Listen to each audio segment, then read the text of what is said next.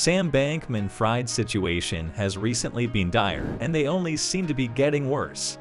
As the disgraced co-founder of the cryptocurrency platform, FTX was being returned to the US. When he returned last week from the Bahamas, some of his closest friends had abandoned him. Former crypto hedge fund manager Caroline Ellison, who is accused of misusing FTX funds, entered a guilty plea to several counts of fraud and conspiracy and consented to assist federal prosecutors in building a case against Bankman-Fried. Gary Wang, another co-founder of FTX, admitted guilt to charges of fraud and conspiracy and is now working with the government. Transcripts of their pleas, which were unsealed on Friday, show that both of them admitted that they knew what they were doing was wrong, the New York Times reported. According to the Times, Ellison, who allegedly once dated Bankman-Fried, expressed her true regret for defrauding clients and investors. He is now in a much more precarious legal situation as a result of these developments. For Bankman-Fried, this is devastating news. These developments put him in a much more precarious legal position and could jeopardize his claim that his alleged inappropriate behavior while running FTX was an honest mistake. A report that suggested he might have been improperly misusing the funds of his clients for trading at Alameda Research, a cryptocurrency hedge fund he co-founded, led to the collapse of his platform FTX.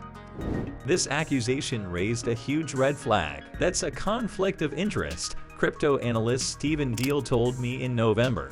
One exists to serve customers, while the other exists to generate revenue.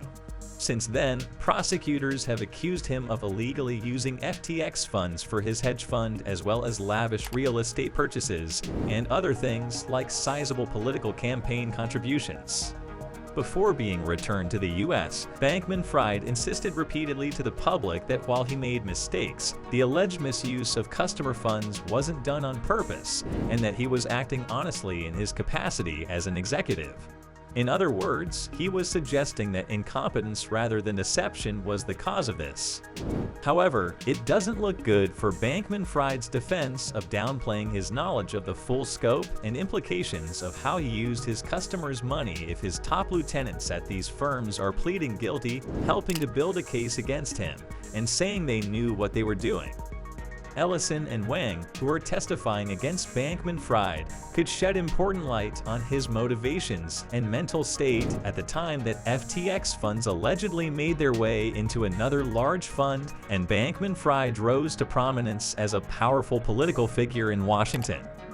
This development not only hurts Bankman-Fried's legal case, but it also raises questions about the controversial philosophy he promoted as one of the richest people in the world.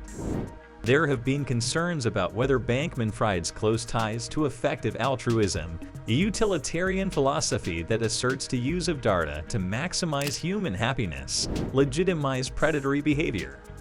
Depending on how you interpret some of Bankman-Fried's unintentional declarations to a reporter in November, he may have acknowledged that he subscribes to the effective altruism tenets and feels justified in acting irresponsibly and immorally to further perceived good.